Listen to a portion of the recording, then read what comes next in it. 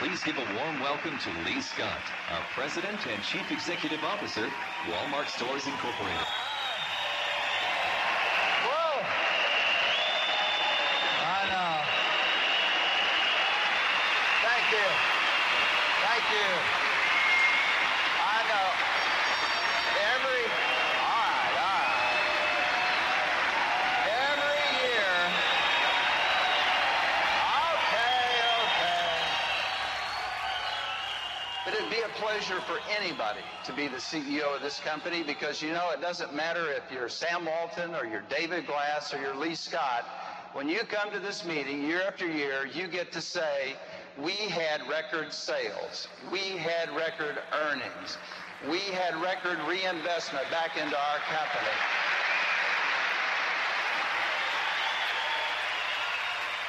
But you know, I say all that, but let me tell you, my friends, you better be ready to be better. Because today, for whatever reason, whether it's our success or our size, Wal-Mart Stores Incorporated has generated fear, if not envy, in some circles. And that makes it more important than ever that we focus on doing the right thing and doing things right every time. There's two things that we should do. Number one is tell the Wal-Mart story. Get the message out there.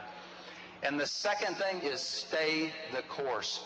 Wal-Mart is too important to individual families who are stretching a budget. We're too important to the suppliers who employ millions of people. We're too important to our associates for whom we have so much love and value so much. And your company will continue to demonstrate our citizenship as a good employer and a member of the communities that we serve so well around this world. Ladies and gentlemen, I'll promise you this. We're going to stay the course, and this company is going to continue to grow.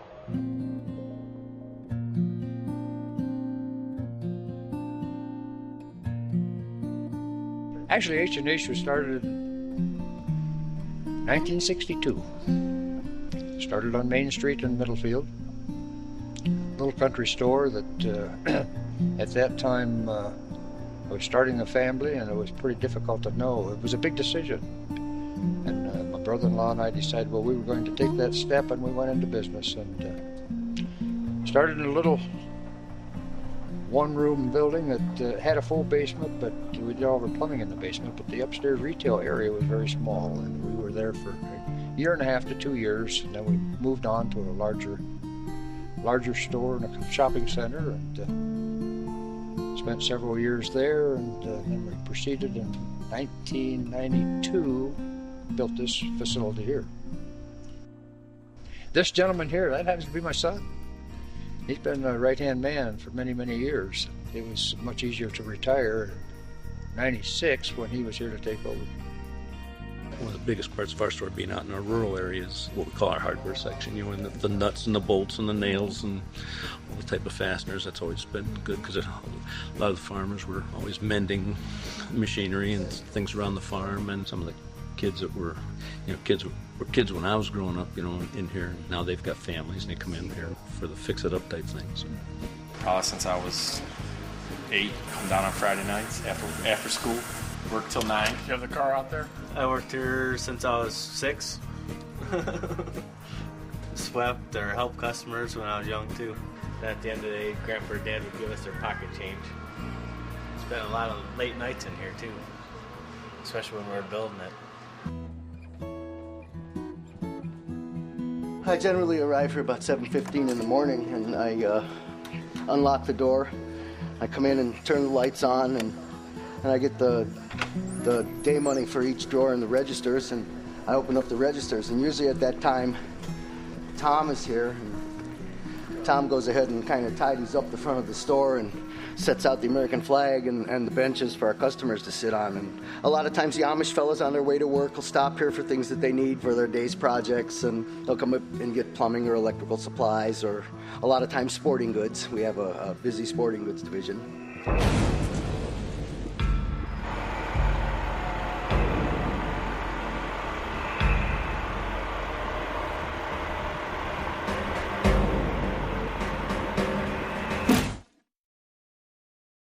John has been preparing for it, trying to change stock and inventory, keeping in mind basically to stay with service.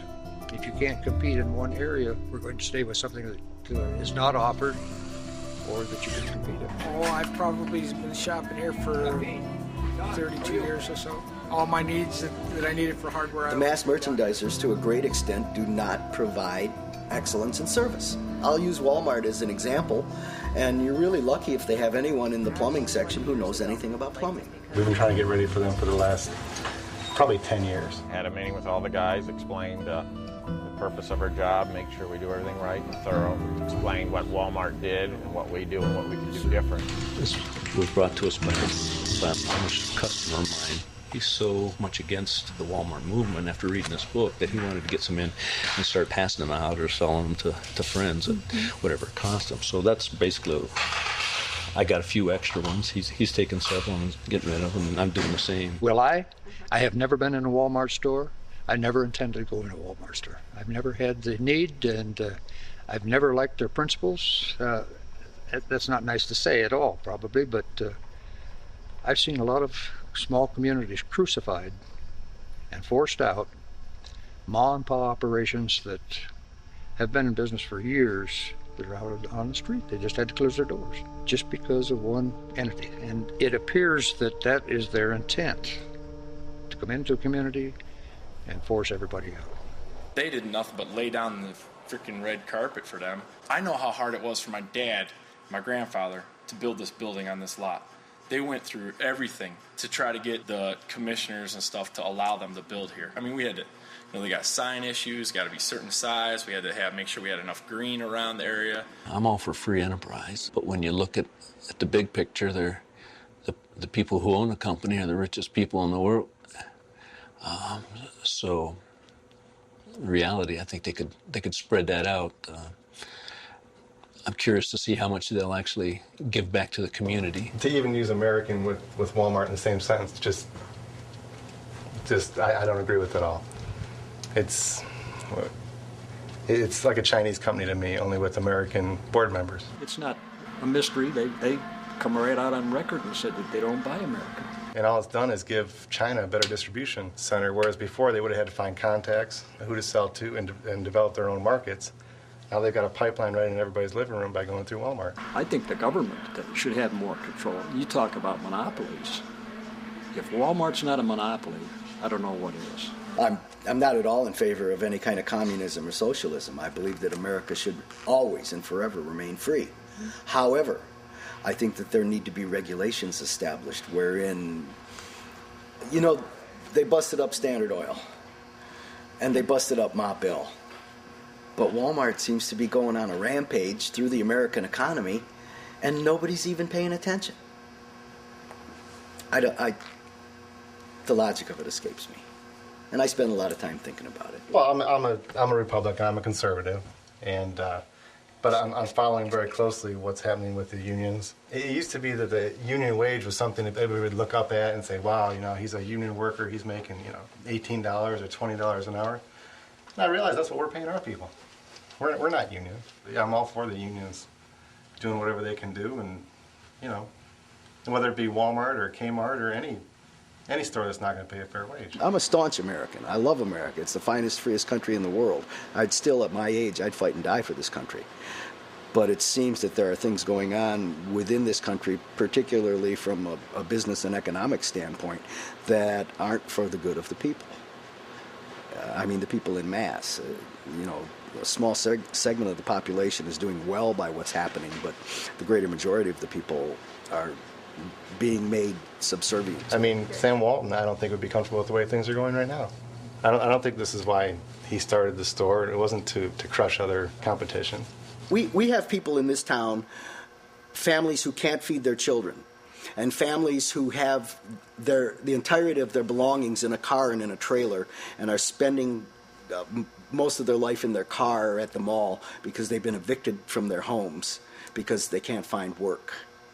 They can't find work. And I think there's a lot of people that don't realize there are those people in town, too. Right. You say that's in Middlefield, and no, that's... Exactly. That's not the case. I was dreaming all of a sudden that the people in this town caught on to a great extent, and we were all out in the street protesting. But I think the likelihood of that happening is like we'll probably see pigs fly before that.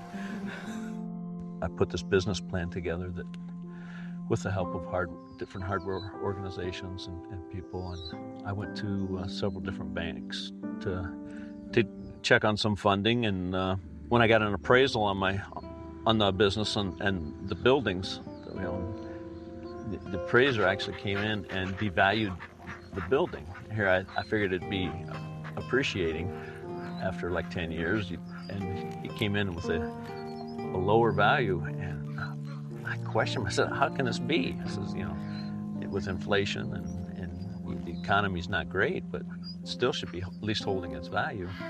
And he said, no. He said, anytime a Walmart's coming into a town, they knock the values down, because sooner or later there's going to be a bunch of empty buildings and none of them are going to be able to sell. Any community on a grand opening is going to see a change, drop in sales. It happens regardless of whether it's Walmart or somebody else. You'll get a drop in sales. So there'll be a dramatic change of some type. How long it'll last? It can't last forever, because you just can't stand the overhead if you don't have the business. So something has to happen. And let's hope it doesn't come to that point. But you never know.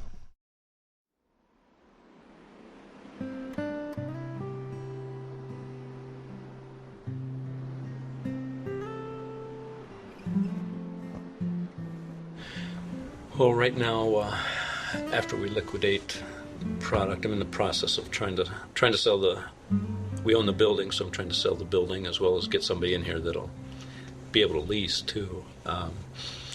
I've got a couple people on the line right now that want to talk to me within the next couple days, and hopefully we'll work something out. We're going to sell the property, and I'll be able to pay all my bills and walk away without any debt, and that's if it all works out right. And I pray that it will.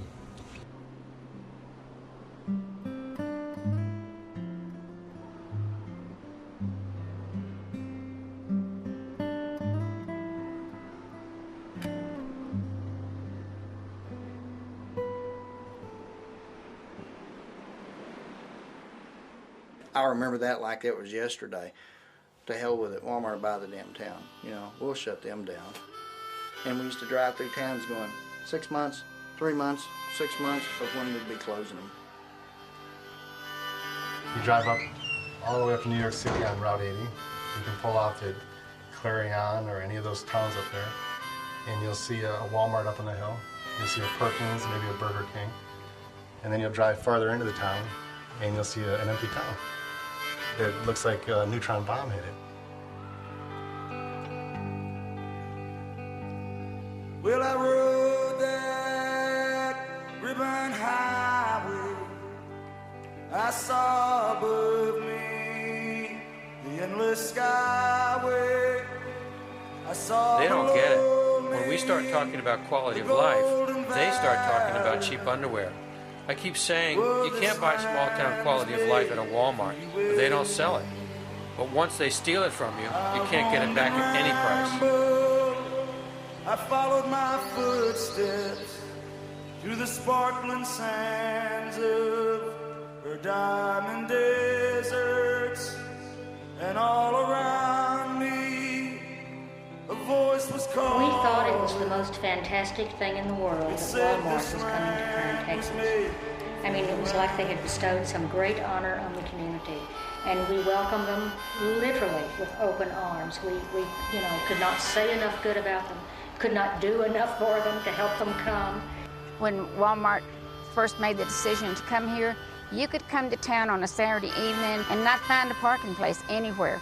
I came to downtown Hearn on Saturday before Christmas, and there was 12 cars in downtown Hearn.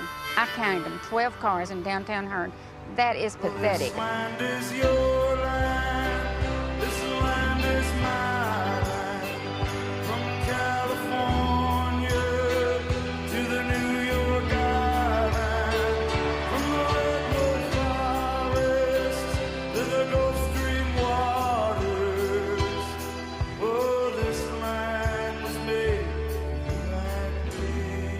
Wal-Mart was a great thing for our community. It's really awakened the west side of our town.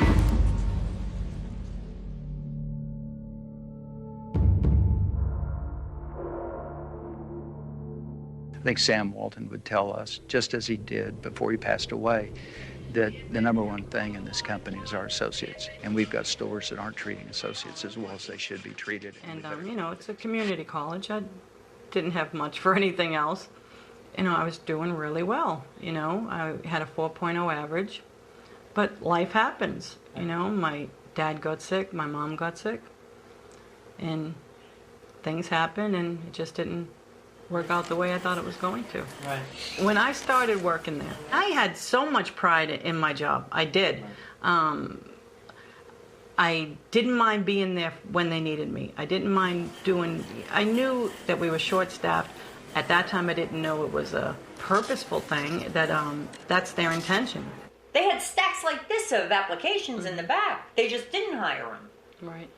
And then we're told, we don't know what to do. We don't have the people. We don't have this. We don't have that. And I really did at first. I was really, I felt bad for them. It was like, oh, okay, I'll give you an extra hour here. I'll come in early tomorrow. Okay, I won't take my day off. Always having to stay late. You're supposed to work till 11, you're there till 12, 12:30. Keep the number of associates from being full-time as many as you can. Keep them at part-time as much as you can.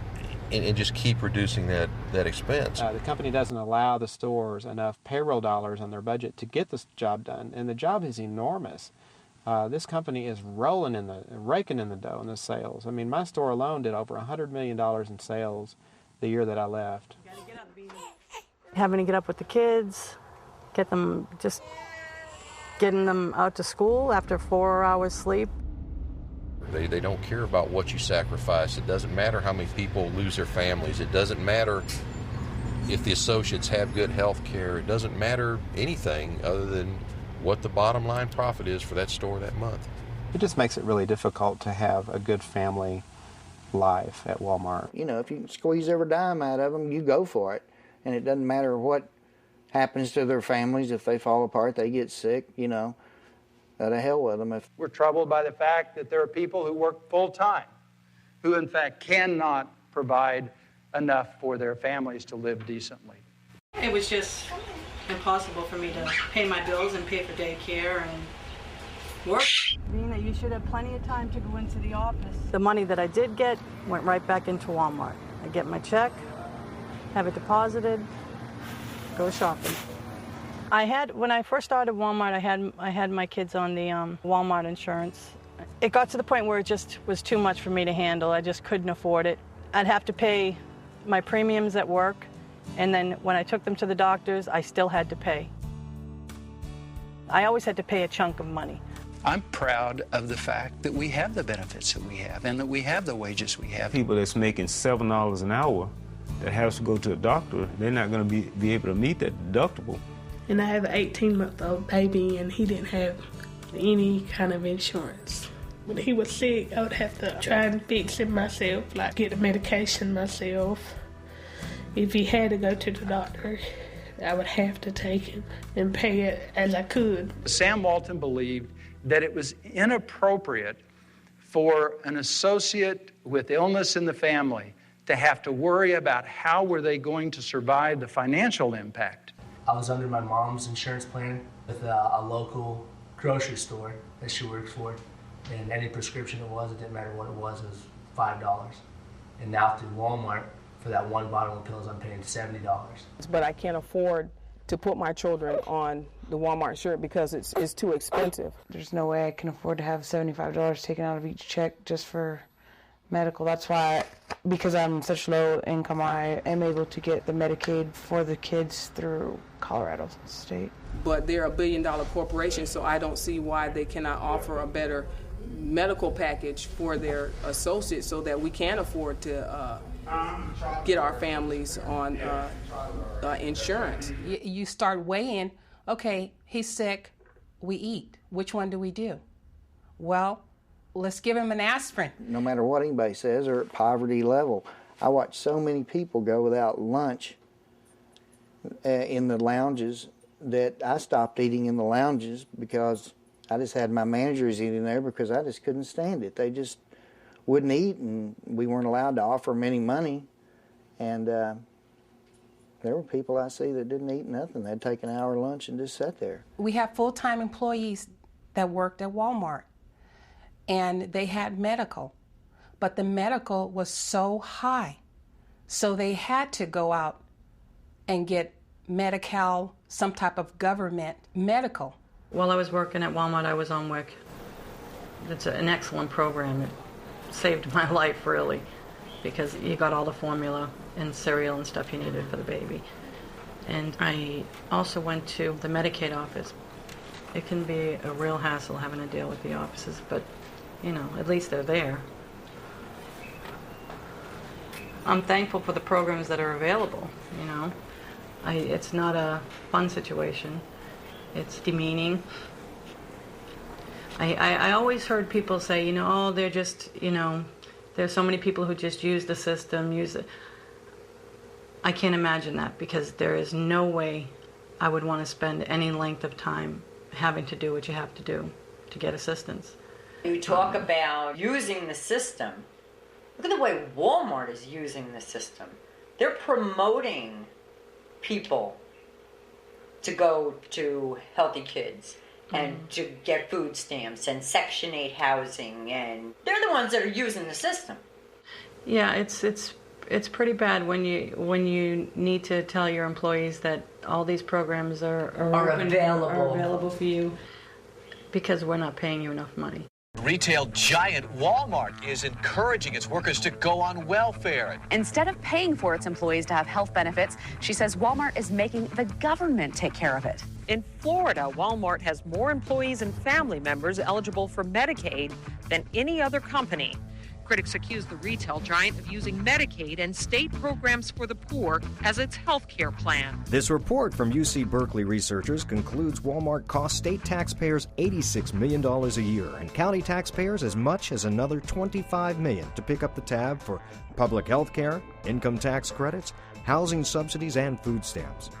Evelyn Dees used to work full-time for Walmart, but didn't have company health care benefits. She literally couldn't afford to pay for it, so she turned to government assistance. What the public doesn't understand is that those everyday low prices are based on taxpayer subsidies. Walmart is getting away with it because they can. I talked to the regional personnel manager about who was going to take care of the Walmart associates and their health care needs, and he said, let the state do it.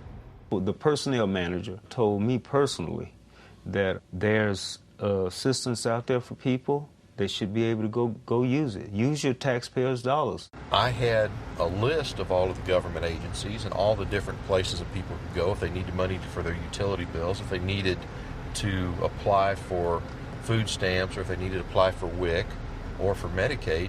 So your dignity is not there, your pride is not there. You go to work knowing that you're not making enough money to really make ends meet, but yet you got to go with a smile on your face and fake it. Yeah, that's pretty bad. Come up with some type of health care that a full-time person can afford and don't have to put on the scale health care or feed my family. Why is it that a corporation that in 2003 had an outstanding $240 billion in sales would not provide a livable wage and affordable health care for their employees? There's nowhere around that there's a company that makes this much money and still turns around and makes their associates go to the state for aid. I think my company takes family very seriously, and they'll help you achieve anything you want. The possibilities are absolutely endless at Walmart.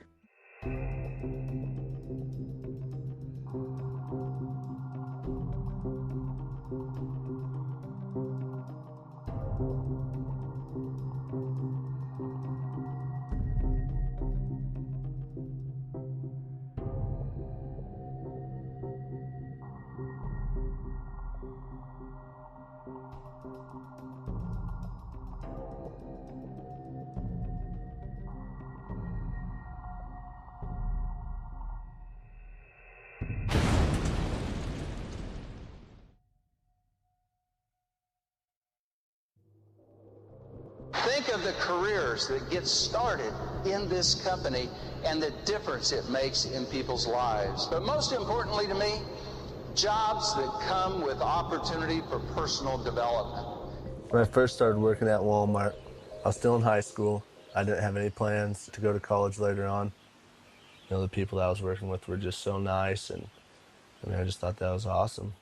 My job function as a tire express technician is performing an oil service, doing tire changes, battery service, stocking the inside shelves, writing up work orders, which is greeting the customer, running a cash register, ringing people out, for just groceries that they bought throughout the store, and they want it all done at the same time.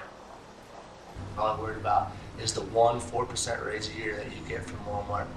I've worked there 3 years, and I've got, I believe, a $1.07 raise. I don't have good health benefits. I can't afford to live on my own anymore. And just most of it is the poor treatment from management at Walmart. I don't know, it's just weird. I've always been kind of quiet and shy. And now, I kind of need to stand up for myself and, my community. So I just, searched the internet for a while, and whatever I typed in, it brought up the same thing. I'd type in employee rights and it'd bring up the union, or fair labor practice, it'd bring up the union. These corporate people in the Walmart Corporation, they don't even really like to say the word union. To them, it's like a curse word. They just say third-party representation is the way they put it. Walmart is very opposed to unions, one of the most if not the most aggressively anti-union company in the history of the United States. Just relentless in their search for union activity and try to squelch it, kill it. Look at that, we got a few in the room. Ed DePontis. Ed DePontis, he gave you a call, right? He gave me a call, and he says that he didn't want nothing to do with the union. He says there was no. I had a worker that came to me with a piece of paper that someone had typed up on a computer in big, bold black letters that said, "We need a union." No signatures, that's all it said. That in itself is enough to require me as a store manager to go and make a phone call. And the phone call comes to Bentonville. And that afternoon, I had to personally drive to the airport and pick up 3 guys that flew in a corporate jet and pick them up and bring them back to my store. We have to do this for the reasons we started it, What they do is they basically walk in and tell the store manager, you're no longer in charge of the store. Every decision goes through us. They taught me how to profile people. Of course, I didn't know that was the term then, and it was identifying people that were the strongest representatives of the petition to organize or at least get a vote. Anita, we need to contact still. Possibility there. You walk up to a couple of associates and they're both talking, they walk away from each other, they got to go. They're conspiring to do something. Be noisy, be happy, be boisterous. We're here to support folks who are trying desperately to fight against the world's largest, richest, and probably meanest corporation. The associates in the automotive department were flooded with brainwashing material against the union. I got fooled by a union, fooled bad. All unions work at is taking a cut out of my pay. Yeah, take your money and spend it to help in political campaigns and help people I don't even vote for. Because they know a union could just mess it up. But don't take my word for it. Just ask the associates working here in the building. I can't get within the store for 50 feet before somebody approaches me, or there's kind of somebody following me around the store. I was never alone. I was followed wherever I went. Truly, the managers would follow me. During the process of intimidating them, they just make their lives miserable. They do illegal surveillance. They put cameras up in workstations, work areas, break rooms. You got a target on your back. And everybody else know, I got to stay away from this person here because I can get fired for talking to this person. They're targeting a lot of it at Josh. They're like, because they were talking about Josh being like held up on their shoulders and paraded around. They're like, yeah, he just, using it for a way to get,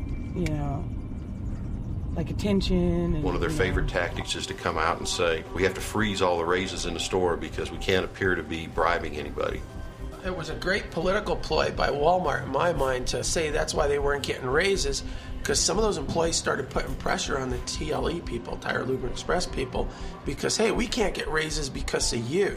I was like so scared to go to the break room because they made us all go to break together because it was really dead after that, you know, so we start walking through and like customers and, you know, other associates were like giving us weird looks. I was like, I'm not going to sit in that break room. They'll jump me or something. And Alicia, she's good. Alicia's way good. Yeah. Talked with her quite a bit. And Cody, we know Cody's good. Right. Cody's with us here. We'll instruct the managers to start hiring associates in the store. And what they do this for is to try to dissolve the percentages of the people in the store that are for the union. See, James. James is another new hire. I'm not even sure who that is.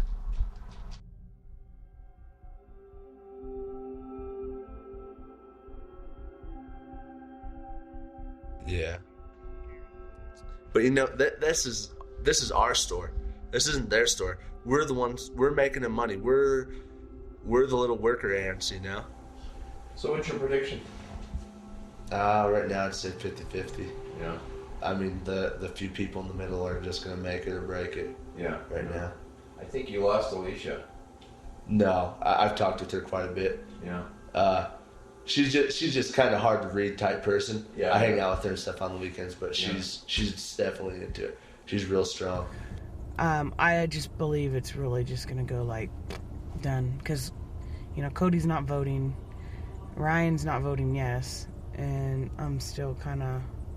I kind of really don't want to vote, but then I kind of have to because you know. You're getting all, you know, freaked out because of, you know, what they're saying. They're not going to know how you voted. They're not going to know. All it's going to be is a bunch of numbers right now. So we've got 6 for a no. Another 6 yes. So we've got 1, 2, 3, 4, 5, 6, 7 on the fence. The company does everything that it can, and that means anything, and they will kill it. They'll kill the campaign. Wal-Mart winning out, as you said, 17-1, but the union says it's not a fair battle. It's not according to the National Labor Relations Act.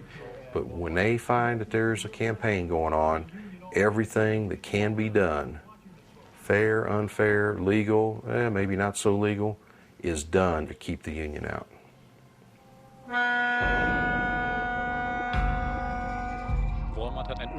Wal-Mart was very lucky to acquire 2 really good companies.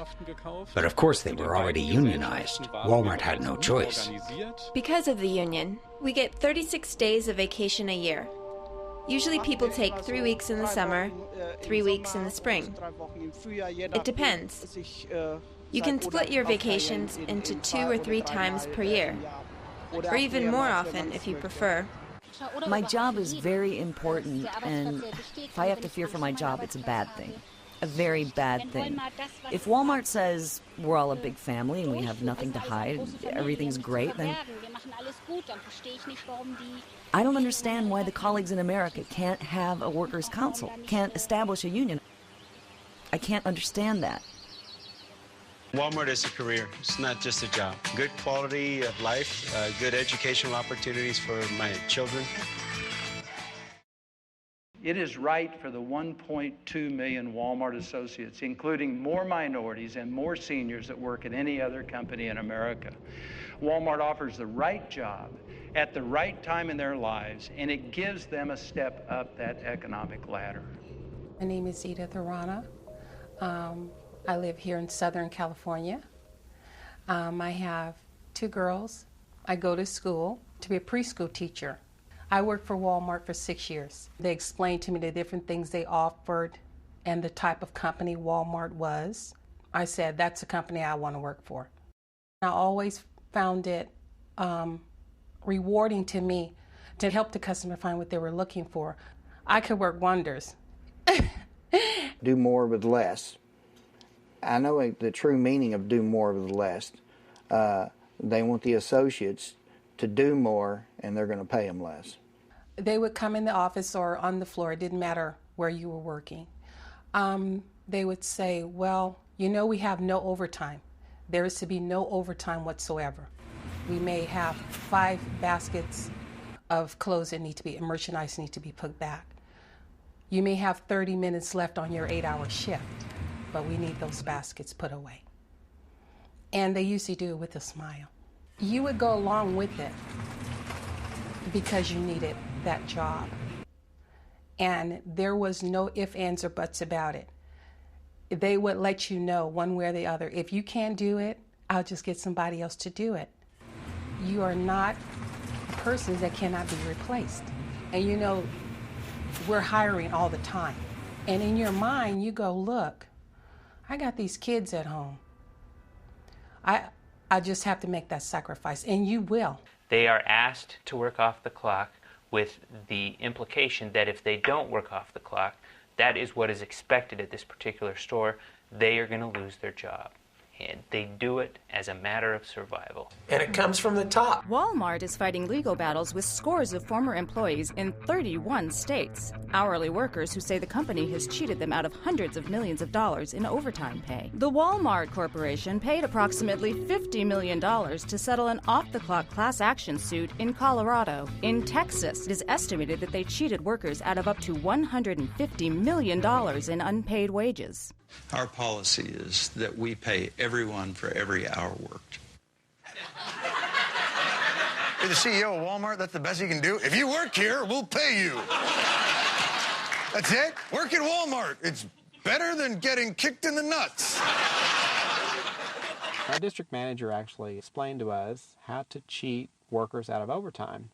He said, this is how you can come in on your payroll budget for this week. He said, if you had, let's say, 3 workers that had overtime, maybe an hour, or even 20 minutes over 40 hours, he explained to us how to go in the system under a false user ID to get into the computer and move that time to the next week. I've seen managers go in when someone worked 41, 42 hours and change it to 40 hours. The people that are struggling to just live on the basics every day or do without need that extra minute or 2 on their paycheck. And those are the ones that are victimized the most. I'm not the only one that did it. I've seen every manager except for one general manager do it. Walmart refuses to follow the very American ethic that has served the country well for many years. People should be paid for the work they do. Walmart currently faces lawsuits in 31 different states for wage and hour abuses, potentially involving hundreds of thousands of workers. As a store manager, you're responsible for reducing your expenses every single month. And the only way to do that is to keep the associates' numbers down. I was just getting about 19 hours a week, and that's just, you can't pay bills with that. I mean, it's not right at all. If you're not getting those full-time hours for that week, that's devastating. It may help them on their bottom line, but it doesn't help you at home. When it comes to jobs, we have good jobs. 74% of our people are full-time. Most people in America don't know that. Although most people in America also don't know Walmart considers full-time employment 28 hours a week, which at their starting wage works out to under $12,000 a year. INS agents arrested 250 undocumented workers in 61 Walmarts across America. We was working from 9 p.m. to 7:30 a.m. We was locked in stores and we could leave store until store manager come morning. Walmart is paying $11 million to settle federal allegations it used illegal immigrants to clean its stores. I'm stunned that they would employ illegal immigrants. Very stunned. You're stunned they hire illegal immigrants for nearly no pay? Lady, you just bought a sweatshirt there for 29 cents. Walmart, the world's largest retailer, could be facing the largest lawsuit ever brought against a private employer. Lawyers suing Walmart will file their motion today, and if a judge agrees, the company could be facing a class action lawsuit for discrimination against 1.6 million current and former female employees. I had no idea about the lawsuit, and there were people in my store that had no idea about it also. Members of management that are in the upper echelons of Walmart management talk about how women at Walmart are useless. I had done receiving manager, I was operation manager, I was merchandise manager, so it's like I kind of did it all. I cleaned the bathroom every single day. Ken would come to me and he'd say to me, "Oh, it's your turn again." And I look at him, I said, it was my turn yesterday, And he'd laugh and we'd joke about it and we'd go back and forth and I'd say, "I know, I'm the only female that's working out here, so hence I have to clean the bathroom." Nobody said, well, why a woman been in this company all of these years? You look at the evaluation, every general manager stated she should be a GM within a year, within 6 months. Every evaluation. What's wrong with this picture? The company hides the fact that these practices are very systemic. They're systemic, meaning that they come out of the home office. Bottom line, if you were a female, you just weren't worth it. You just were not, you weren't worth the time, you weren't worth the money, you weren't worth the effort, nothing. A blind man. My grandmother was blind. She could see better than what you guys are seeing because you put the blinders on. You didn't want to see. When I called to file a petition or to file a claim against them, just to say that they discriminated against me because I was a woman. I'm Betty. I'm a Wal-Mart associate. I love working at Wal-Mart. I love that they pay me less than men because that means I can't afford to eat as much and I get to keep my figure. Jim got promoted to management over me, but that's okay because he's a cutie.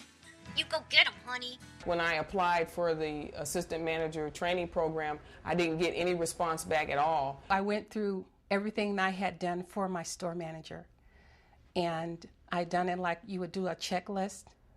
Said, you told me to do this, I did it. You told me to do this, I did it. He agreed on with a nod, and I said, so now I want what you promised me. He just bluntly told me, there's no place for people like you in management. And I said, well, what do you mean people like me? And I said to him, I said that I'm a woman or that I'm black. He said, well, 2 out of 2 ain't bad. I was called milk boy, nigger, at this particular store. There was an incident where this one guy's bicycle, they hung it up in the ceiling and put a rope around it. Literally lynched this guy's bicycle. This is what they said. But I complained because it was, to me, it was offensive and it was unacceptable. What happened after that? Nothing. I don't know if I was more devastated than humiliated. But in my mind, the way I love people, I just couldn't see another person. Maybe they're not strong as I am to be able to take that. This woman walked through the hallway and said, eeny, meeny, miny, mo, catch a nigger by the toe. I reported this incident. Nothing happened. If you complain about discrimination, they'll just let more people out on you to see if they can really work you out of there or whatever. And that's basically what happened to me. I just got tired. I started going backwards in my mind of all the different stuff. And it started clicking and clicking. And the more I thought, the worse I felt. Because I felt to myself, you're an idiot. How could you have not known? I was devastated. The time that I spent on those roads, I could have been at home with my husband. But I wasn't, because I was doing my end of what Wal-Mart promised me. If you do this, we will do this. And it was not worth my husband's life. And the worst part about it is that nobody will ever know how big this is, what happens to people, and there's got to be more people like me out there, but they're too afraid to say anything. I love my job. It's challenging, but it's really satisfying. We truly are living the American dream. It's out there, and it's at Walmart. Great citizenship also means that we're going to support the communities that we're in through our charities and the organizations that exist there. Time I was born, counting Hoover, I have lived under about 30 I think 36% of the presidents of the United States. You think about that. Hoover and Roosevelt, Truman, Eisenhower, Kennedy, Johnson, Nixon, Ford, Jimmy Carter, Ronald Reagan, Bill Clinton, Senior Bush, and Junior Bush. So there's 13 presidents out of 43 that I've lived under. We came here in 1959 and started the IGA store, which is Independent Grocers. We had approximately 150 employees, and on these 150 employees, the full-time employees had, and that was a great number of them, had full coverage on insurance, health insurance. We also had a 401k pension plan that they really appreciated. You know, in small family-owned businesses, you do become attached to your employees, and they're very important to you. We always tried to have a Christmas party or a Christmas dinner where all the employees came and we'd close the stores. Yeah, and every day after school I'd get off the bus and run up to the store because we lived a couple of blocks up from it. The baler that we use here is a baler that was left over from when we closed down the stores in the late 90s.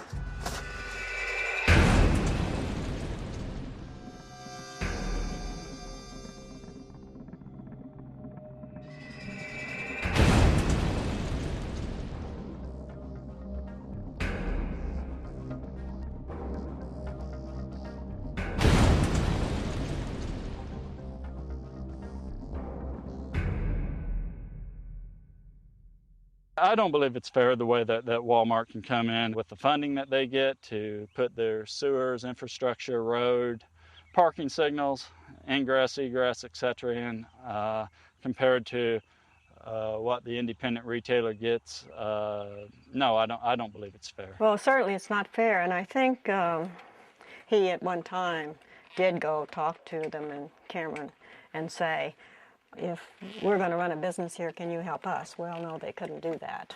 I don't think it's fair to help them to build roads for their business, and at the same time, the store open puts others out of business.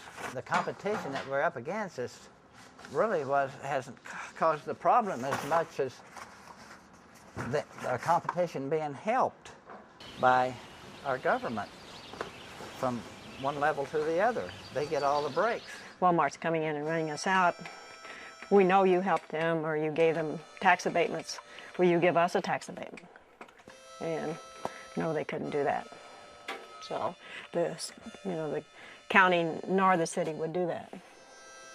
And of course, everybody knew it was unfair, but what can you do about it?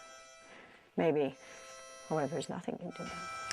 On sewer, water, any of that stuff, as far as I know, we never received one dime from the city, county, or any place like that. If you tell them that you don't want them in your city limits, there's been nothing to stop them from buying 5 acres out here outside the city limits, plopping their building down, hooking up to rural water, and having all the negative effects on the city and none of the positive effects. It was a super center in Cameron. It took about 40% of our business in Cameron, and about a third of our business here in Hamilton. In Brookville, it took over 50% of our business just overnight. It was hard to make those payments with a wholesaler having problems themselves. So everything just kind of culminated in everybody having problems.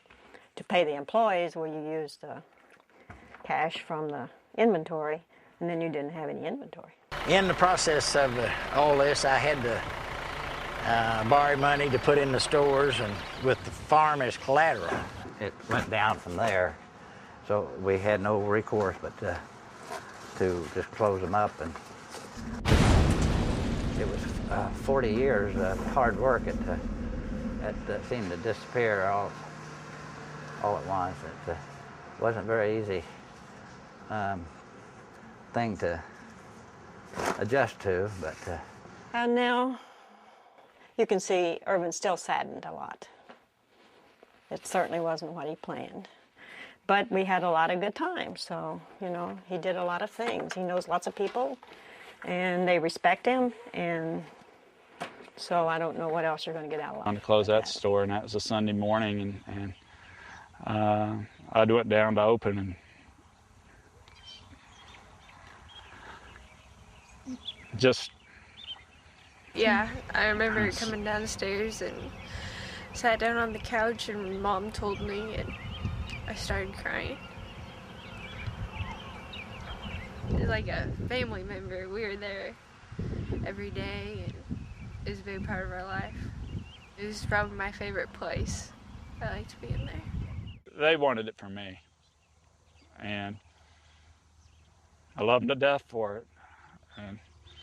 But, you know, they wanted it for me and my family. And if Wal-Mart still gains ground and have a monopoly, where will our families and where will our children be, and what will they have to do to work and to be competitive? And in 10 years that the spiral is going, it could be very, very serious for the nation.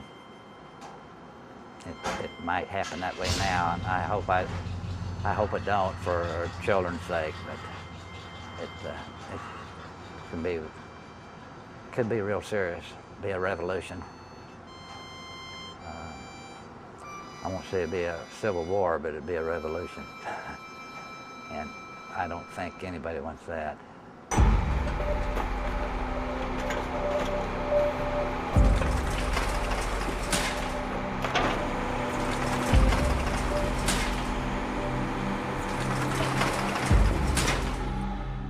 I'm Kim Arcetta, and I'm a 4th and 5th grade bilingual teacher in Denver, Colorado, in the Denver Public Schools at Newland Elementary School. And Wal-Mart received subsidies of about $1.7 million.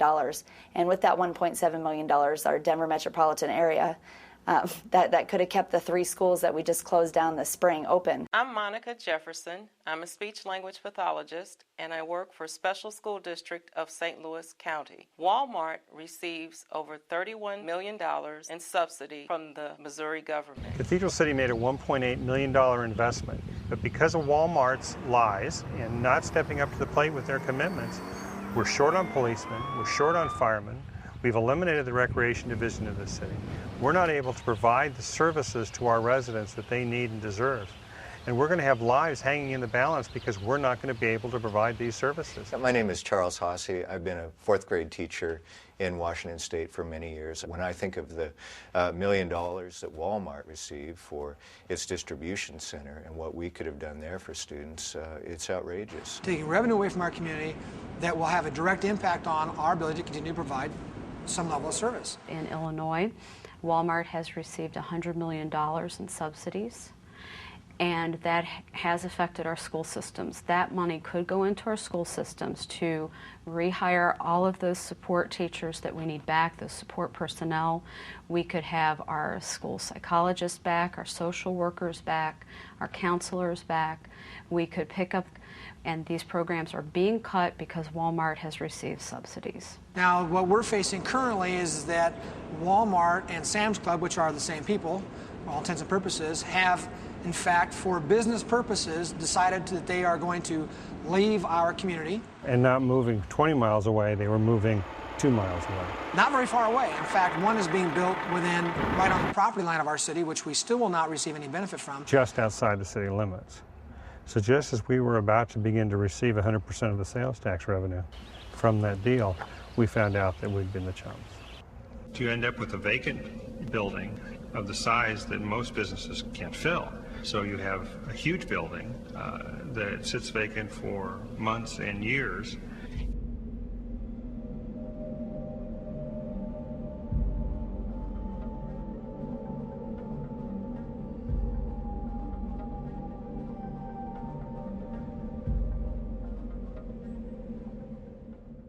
That's why at Wal-Mart, we give back $5 every second to the communities we serve throughout the holidays and all year long.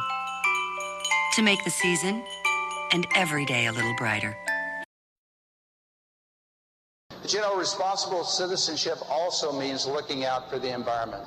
we can make a difference in this area of sustainability. One of the most exciting things about the Riverkeeper organization is working with the public. And we have a lot of volunteers that volunteer to keep their part of the Catawba River. Because the Catawba River is dammed 11 times and has 11 lakes on it, we have lakes with coves, and so we call our volunteers cove keepers. And these cove keepers work to safeguard, protect the Catawba River.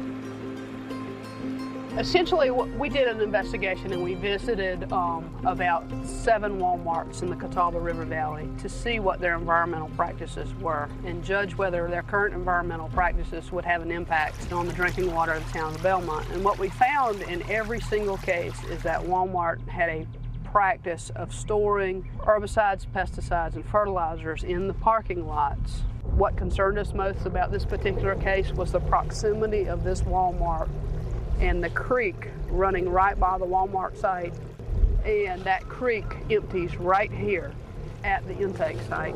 For me, when I'm out on patrol and on the river and there's a drinking water intake right there, what I know is that there's a mom somewhere who's at a kitchen sink and she's putting water in a bottle to make formula for a baby, and that baby is drinking.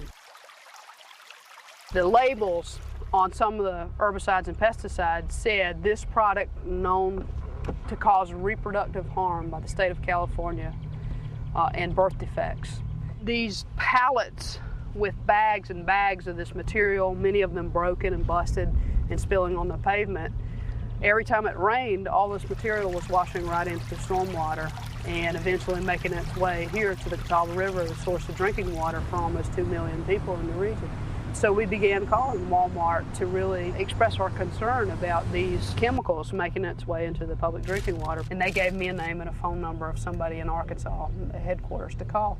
And that person, when I talked to them, it wasn't the right person. They said they didn't think they had an environmental person that was in charge of handling environmental affairs, but they would try and find out. Tim, this is Donna Lisson. They never called. So again, I called back, and this time I called their attorneys. I called the person, the contact name they gave me. I called their attorneys and said, look, I'm not getting any answer from anyone at corporate Wal-Mart. And because I haven't, I'm going to start a weblog. And every contact I have with you, I'm going to put on my website and report what your response is. And if there's no response, that's what's going to be on our website. And so that's what I did. 2 or 3 days later, they still didn't call back. We then sent them the law, and I elevated the rhetoric and said it appears to us as if you're violating the storage laws. We are getting ready to contact our attorneys. Still, no one called. Finally, the attorneys for Wal-Mart who had testified in the hearing gave me the name of a person that they thought was their contact. I finally reached that person at Wal-Mart headquarters in Arkansas, and he said he had just started the job. He had been in training for the last 2 weeks, and he didn't know what to tell me. So at this time, I started calling the news media and asking them to do a story. We got a great local news station here in Charlotte, North Carolina that responded on camera showing these pallets and pallets and pallets of chemicals, herbicides, fertilizers stored in the parking lots right beside the stormwater drain. It ran in the morning, the noontime, the 6 o'clock, and the evening news on that day. It just so happens that the Wal-Mart manager for the local story where most of the video was shot, that had 81 pallets of this material out in the parking lot, saw the story. Called his regional manager first thing the next day and said, you won't believe what I saw on the news last night. And for all his stores in the region, he had them pull those chemicals from the parking lots and put them undercover. As I read the case history and all the environmental fines, and particularly the consent decrees from the Attorney General's office ordering Wal-Mart to establish better environmental protection, what flabbergasted me most about the lack of corporate response is their apparent disregard for these consent decrees and that they hadn't taken it very seriously. It's only the local guys. I can say in my history as Riverkeeper, I don't think I've ever encountered a corporation, be it a power company, an oil company, as unresponsive as Wal-Mart. Wildlife conservation is very important to me, but it's really exciting when a company like Wal-Mart makes it a priority too.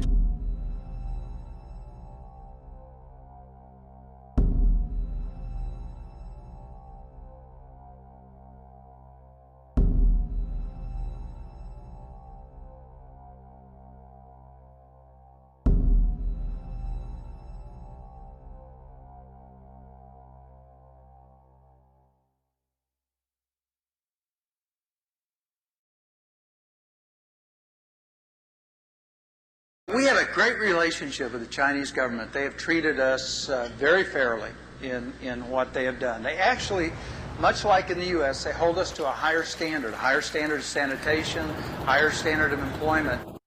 My name is Wang Dekui. I'm 21 years old.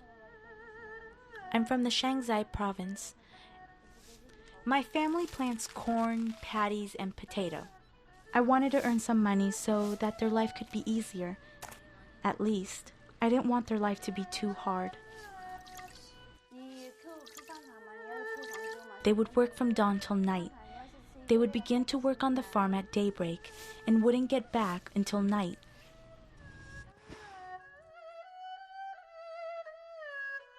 I thought about working in the factory when I was in middle school. At the time, I thought that it would be interesting and exciting to work in the factory.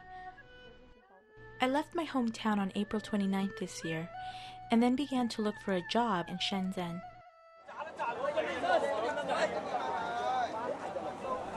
At that time, I had a friend working in that factory who also came from my hometown.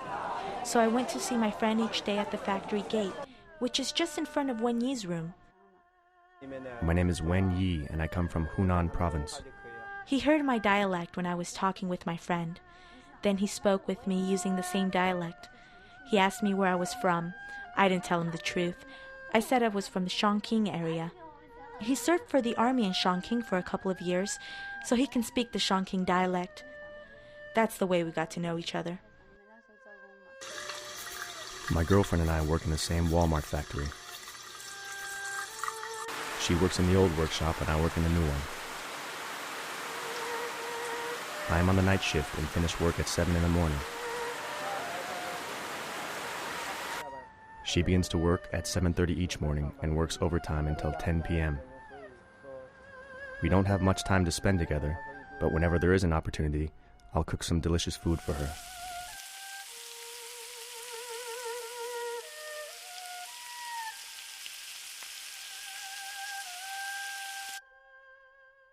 We like singing karaoke, shopping around and buying some little things.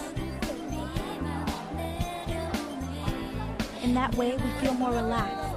Most of the times we go to karaoke, sing songs and listen to music, and we get in a good mood.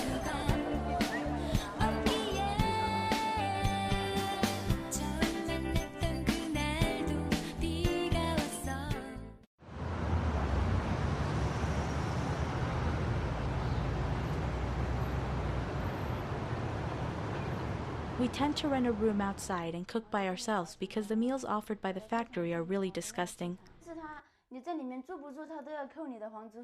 However, the dilemma is whether you live in the dorm that the factory allocated or not, they always deduct the rent from our wages. You have no choice but to live inside.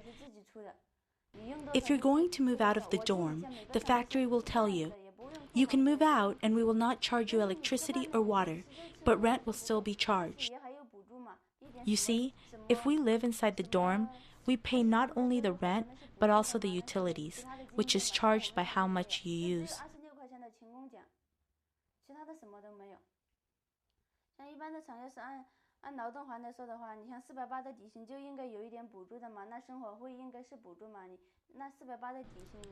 There are very few fans installed in my current workshop. It's extremely hot inside.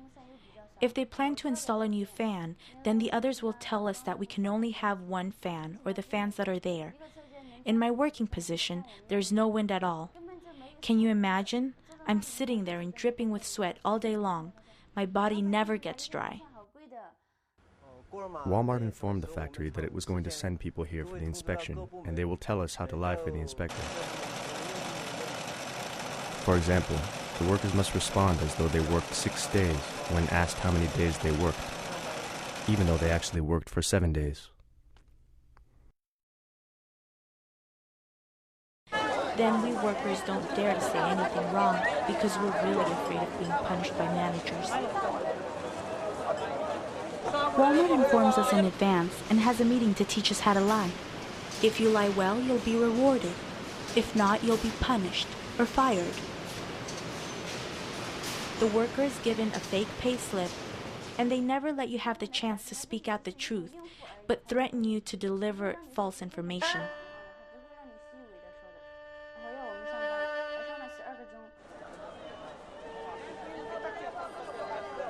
We really work day and night in order to get the wage of less than $3 a day.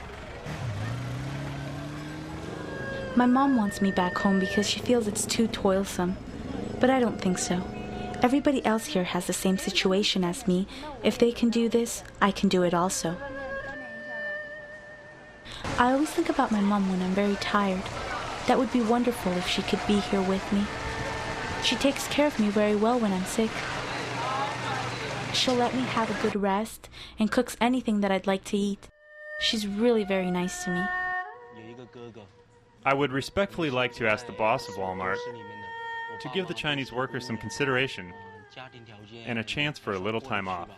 Customers of Wal-Mart, when you wear expensive clothes, when your children play with high-quality toys, think about China and the Far East. Those profits you made and the wonderful life you have are the sweat and tears and overtime working of Chinese people.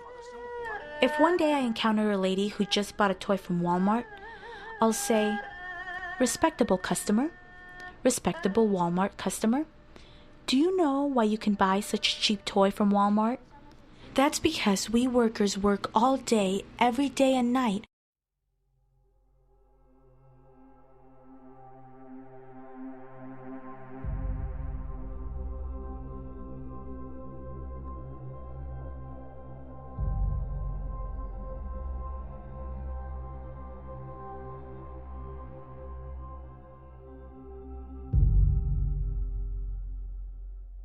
We added 125,000 new jobs around this world this past year.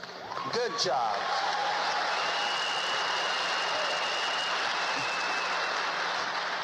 Jobs of benefits, jobs that will have profit sharing and retirement savings accounts for our associates. But most importantly to me, jobs that come with opportunity for personal development. 189,000 young women in Bangladesh who are sewing garments for Wal-Mart. These workers are getting up at 5:30 in the morning.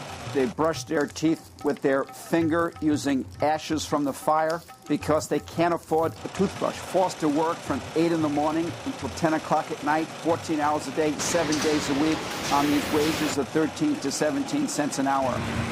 These are women who are hit by their supervisors, trapped in utter misery. As the largest company in the world, Wal-Mart sets the standards that other companies are going to follow. So Wal-Mart right now is sucking down standards all across the world. These are workers who have no rights. The outlook for this company today is very positive.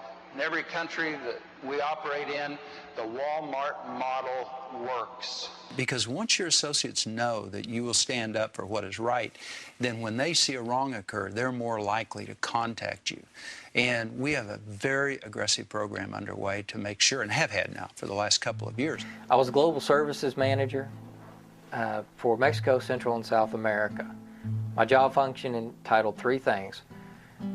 Oversight of all factory certifications, which means you go in there and you make sure that they're humane working conditions.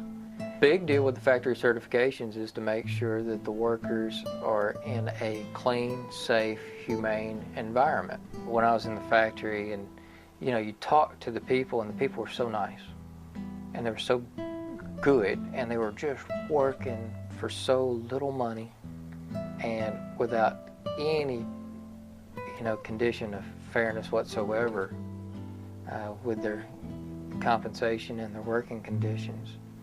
I went back to my hotel room and just wept the first time.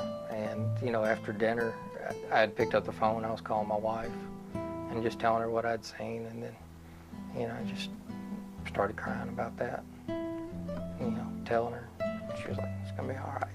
And I'm like, "I know, we're doing the right thing." But, I just couldn't imagine it was this way. I thought that a company like Wal-Mart, once we started reporting the truth of what was happening in the factory, would take quick action to try and make the working conditions better. I believed in the mission and the culture which I thought existed at Wal-Mart. I led more Wal-Mart cheers than just about anybody that I know. Didn't even mind being the squiggly. I mean, if you would have cut me, I would have bled Wal-Mart blue blood. I didn't know that we weren't going to make it the goal to correct the violations. And I didn't think that any retaliation would be brought against me for doing my job. Now I realize I was pretty naive, but it just didn't occur to me that Walmart would do anything except for the right thing once they were faced with the truth. I kept going into other factories and seeing the same things over and over again. And it became apparent to me that this was not an isolated issue. All you got to do is follow the money, and the ones who are in power right now have tremendous pressure on them to perform like never before. The system was designed to keep the goods flowing to the United States.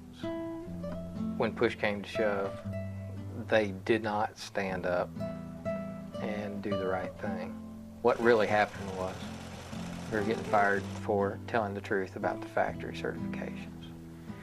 And that was shocking. It was embarrassing, ripped my heart out. To have all of that ripped from you and then to get sold out and lied to, Walmart let me down, and when I needed somebody to look out for me, even though I was trying to look out for Walmart for years. We want to make sure that our suppliers comply with local country codes, with human rights standards, that people are not underage, that they're paid well. So it's time to show our pride, to let America shine. Made in the USA, it means something. Made in the USA means a job for somebody. But we've made it our policy to find more U.S. suppliers who can compete. Because American goods mean American jobs. At Walmart, we pledge to support America's sources whenever we can, so you can too. Bring it home to the USA. If we keep our prices low and raised our average wage substantially, we would in fact decrease our profitability disproportionately, and we would sacrifice a healthy chunk of what it is that our shareholders expect from us. It is written in the New Testament, the love of money is the root of all evil. This does not say that money itself is evil. The fact that I shared a room last night with Tom Shoei, our CFO, while we were in New York, saved $200. The fact that my dinner was $10 last night saved money.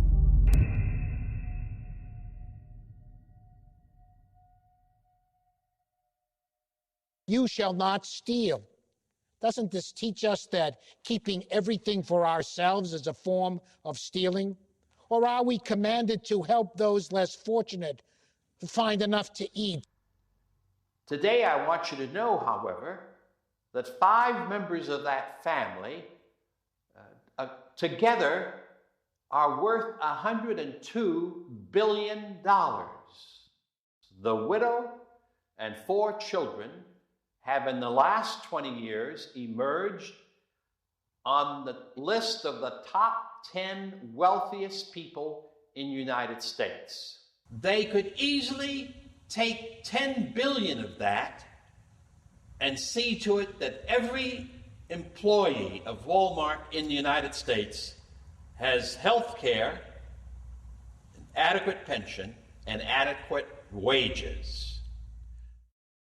Well, Walmart, after the 9/11 attacks on the World Trade Center and Pentagon, they apparently decided that they needed to have a bunker. There's a facility for the Walton family in case of an apocalyptic attack, a residence that they can live in and reside in case they had to do that. There's a helipad behind the facility back there where they can come in by helicopter, and there's satellite uplink dishes back behind the facility.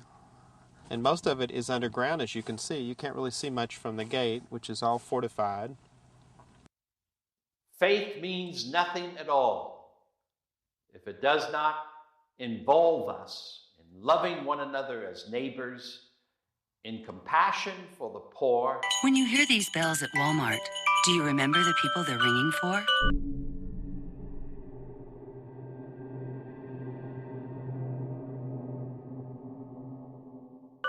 They remind us of our friends and neighbors who could use a little help.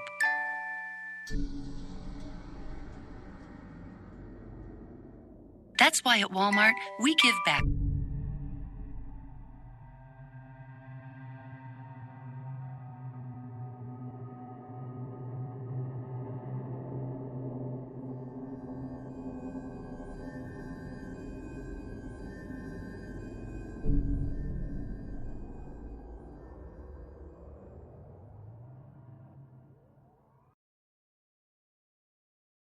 Throughout the holidays and all year long.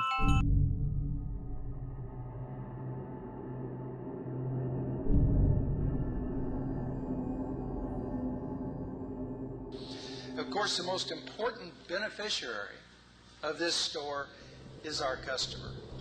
It's the customer who lives in that neighborhood.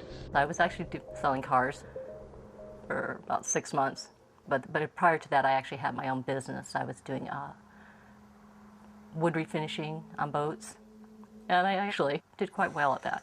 So that getting a little too old for that.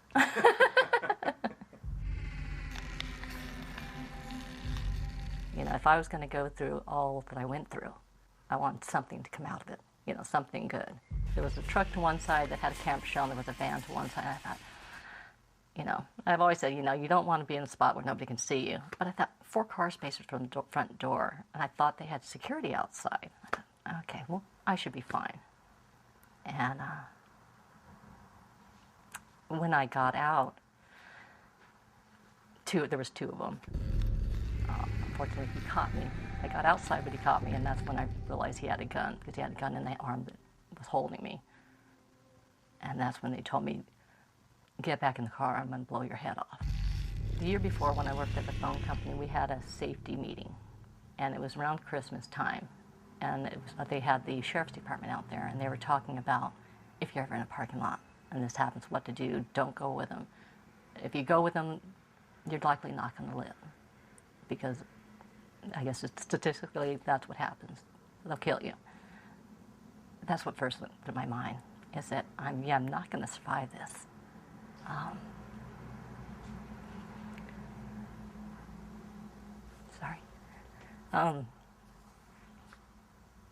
So that's why, you know, the decision to jump out, because I thought, you know, I want to either chance or I want to choose, you know. And I didn't, because I thought they were going to rape me too. When he said he didn't want the car, I thought they were going to rape me.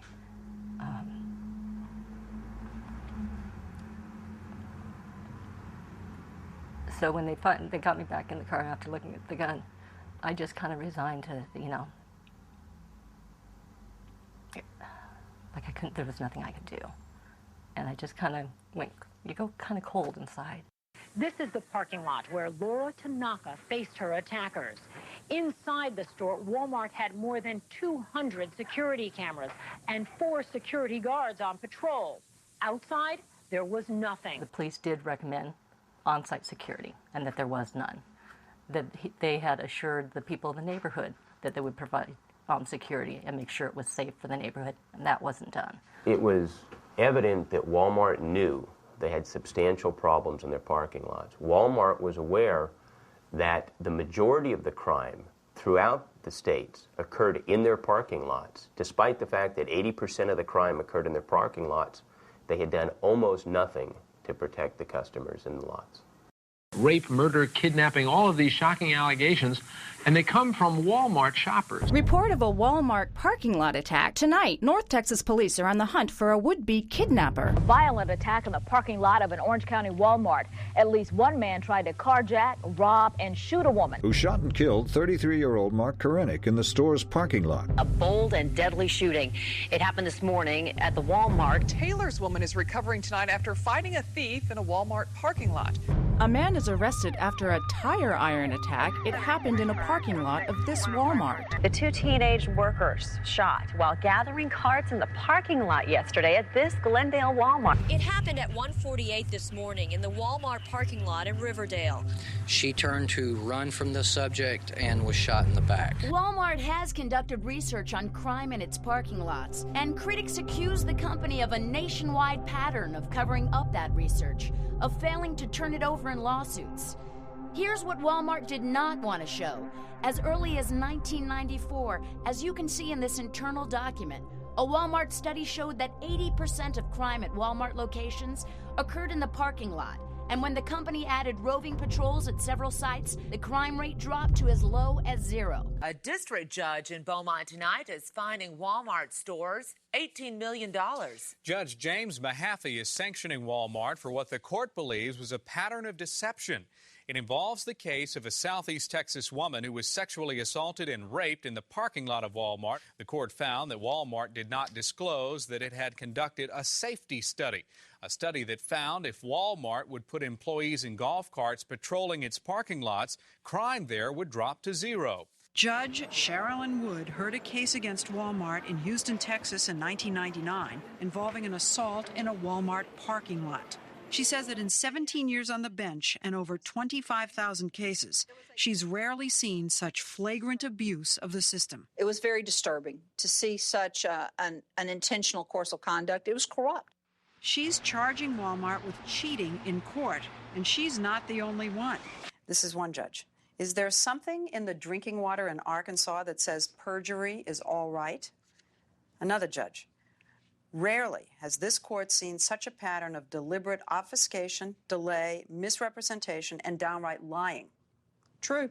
Unfortunately for the customer, they really don't care what goes on after you spend your money in there and come out into the parking lot to go home.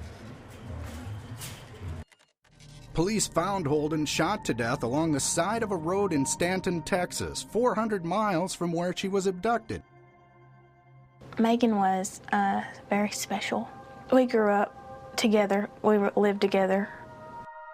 She's really, really going to be missed a whole lot because she has a lot of people that love her. She was just a very sweet person, and she never wanted a whole lot out of life, but she just wanted to live and, be happy. That's all she wanted. Just recently, before she died, we were in her room listening to a CD, and we were singing together, and we could just be open with each other. We didn't care. Police say Megan Holden was chosen at random on the way to her pickup truck in the Wal-Mart parking lot just before midnight. After that crime was caught on surveillance video, police say Williams, a Marine veteran with a history of drug offenses, sped off in Holden's truck heading west, where he apparently murdered the 19-year-old junior college student and dumped her body near some railroad tracks in the West Texas town of Stanton. I just think that there's a lot of things Walmart could have done. There should be somebody watching the cameras. Somebody should have been watching the cameras. Walmart has those cameras out there in their parking lot, and I thought that they were watching. A security camera without someone watching it is of no use at all. The abduction and murder that happened in Texas happened at a store where the loss prevention team was sent in to set up a security system outside that would track the union activity in that store. And the only reasons that they had the pictures that they did was because they had the union package on the outside of the store. Walmart focuses on protecting their property and not their patrons.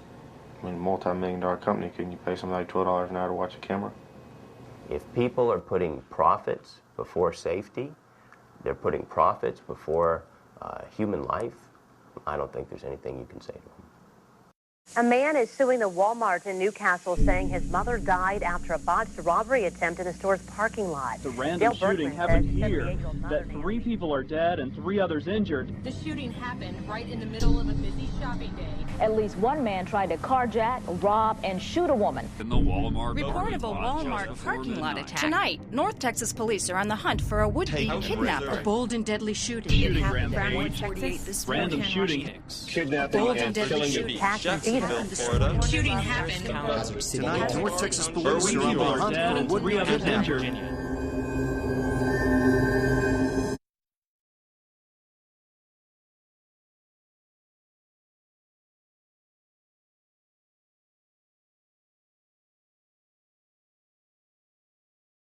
Walmart stores has a responsibility to society to make sure that what we do fits in and represents what it is society expects from a big company. We need to figure out, how do we in fact work together to cause them to want to have a Walmart?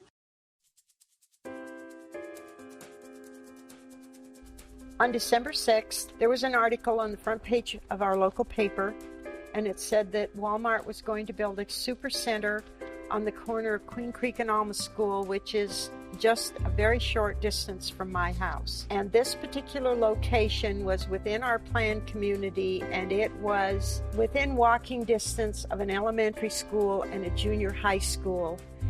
And I felt that it was an inappropriate location for something of that magnitude. So I decided to form a campaign and say no Walmart in our neighborhood.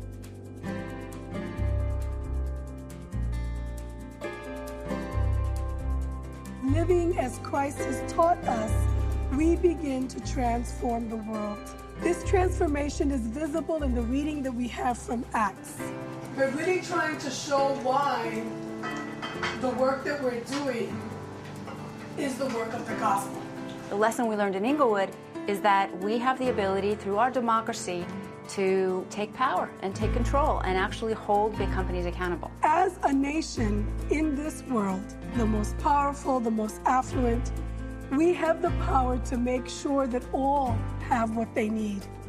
That this is not some pie-in-the-sky vision, but instead that this is our call as Christians to make this happen. One of my neighbors and I went and handmade some little posters, and we decided that we were going to have a meeting in the local park, which was about a block from here. We had no idea how many people would show up. We were absolutely amazed, and all of them wanted to do something. In the beginning, it was only a few of us. Not a lot of people came to the meetings. Only some supermarket workers and a couple of churches, remember? And then little by little, more people until they started feeling the pressure. They wanted to build the Walmart on this whole parcel. It was going to be 215,000 square feet, and there was going to be... Walmart was going to take this whole space. It's like 17 football fields big. And they were going to build one big box that was Walmart, and then little stores in between, and then another big box that was Sam's Club. People volunteered to do the various chores that we had.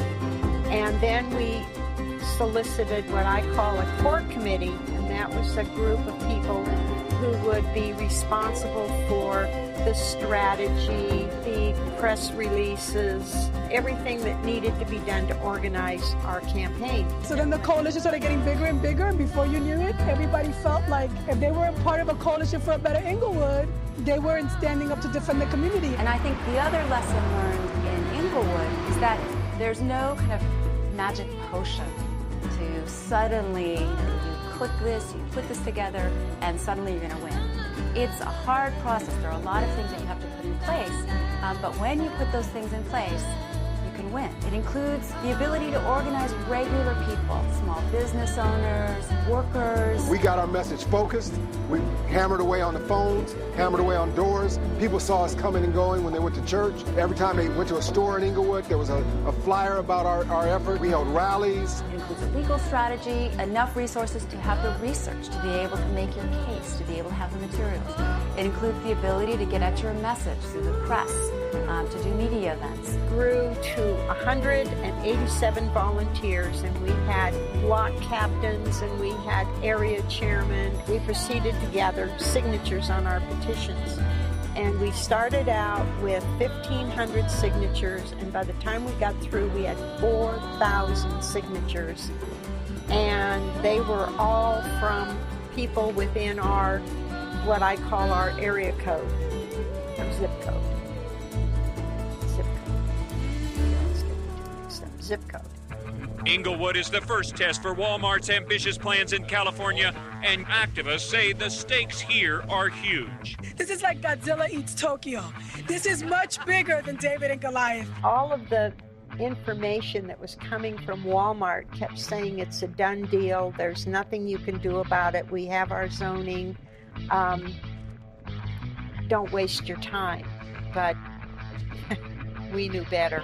Then we had numerous public meetings to let the public know what was happening, what the status was. It is not like they came into the small towns in the South or towns that have no business and they brought in business. No, this is something completely different. They represent from Bentonville, Arkansas, plantation capitalism. The future of this community depends on our ability to stop the monster in its tracks. Wal-Mart sponsored the ballot initiative after Inglewood City Council opposed building a Wal-Mart supercenter on the site.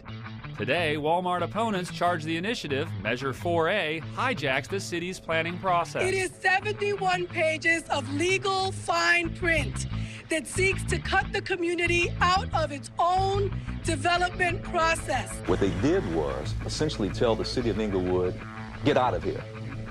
We are the biggest corporation in the world. We can go in and essentially buy an election. We held public meetings. We did our letters. We held private meetings with city council members. We were out on the street and doing the work to ensure that people understood that to those whom much has been given, much will be expected. I'm sure the Walton family believes that they're a good Christian family. Not if they're going to make billions at the expense of poor workers. And I'm sure there's a lot of people that think that they're good Christian companies. Not if they're going to make money off the backs of people who are suffering. A lot of people sacrificed an awful lot to have all the freedoms that we have.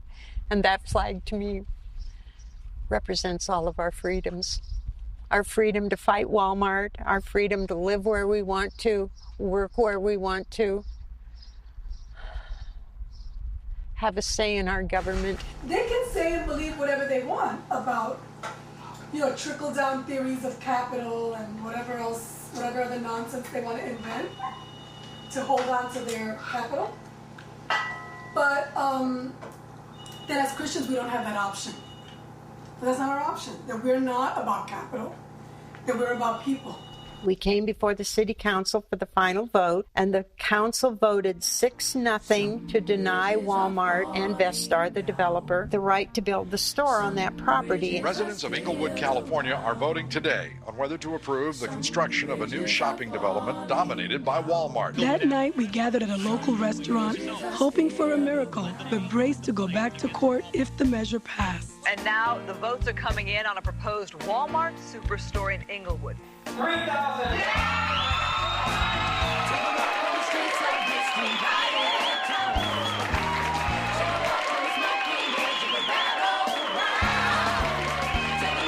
This small group of people took on a giant and won. And it was really meaningful because nobody told me to win because we didn't think we could win.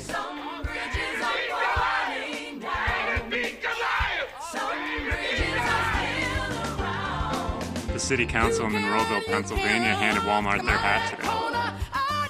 Wal-Mart packs its bags in Cobb County, Georgia. Community resistance paid off for Hickory, North Carolina. Wal-Mart hit the road. Anti-Wal-Mart candidates sweep the Helotes, Texas election. Another trip down the long and dusty for Wal-Mart in Biloxi, Mississippi. When you have a group of people, a small group of people, who don't want you in a community, does that mean you're not going to go there? Thornton, Colorado defeated Wal-Mart. Walmart loses to Plainfield, Illinois. Las Vegas, Nevada defeated Walmart. When Walmart defeated you have a Lake group of Wade, people, Texas. small group, Walmart defeated who don't want you in a community. Walmart loses to Charlevoix, Michigan. Neighborhood fights off proposed Wal-Mart. Walmart beaten in Walmart loses to Chicago, Illinois. Walmart zoned out. Flagstaff, Arlington, Arizona. Texas. Walmart loses to Stanwood, Washington. Victory, Colchester, Connecticut. Success, Centerville, Utah. Victory, Harrison, New Jersey. Warrenton, Pennsylvania. An anti-Walmart slate was elected to City Council in Deptford, New Jersey. Voters rejected Walmart in Lebanon, Pennsylvania. Forced to take off. City Council votes 46 For Walmart mayor, defeated in Glendora, California. Walmart beaten in Medford, Oregon.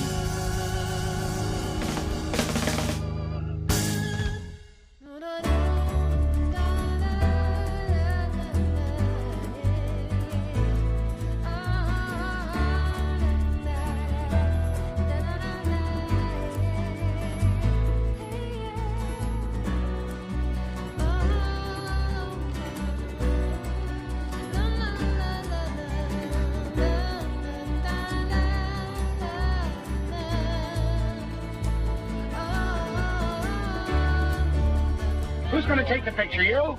1 million people a year visit Washington's adult home at Mount Vernon. And on this President's Day, there was disbelief that anyone would dream of disturbing his boyhood farm. Because there's plenty of places for a shopping center, but there's only one Washington farm. Surveyors have already marked off the property line for the Wal-Mart. Yeah, that's history. They shouldn't destroy a piece of history like that.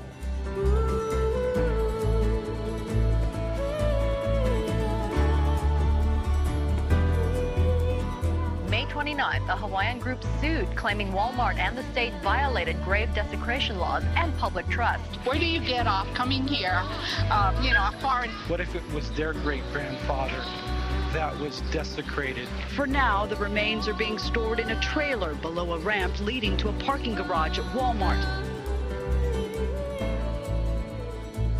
We put a sign up in the Worthington, Minnesota store that was 10 feet over the city code there, and the building inspector red tagged it. And the next thing I know, that there's an overnight, they call me and tell me there's an overnight package coming for me and I'm to take it to this person. The envelope wasn't sealed, and so I just opened it up and there's a $10,000 check, and I gave it to the individual, and the very next day the red tag's off the sign.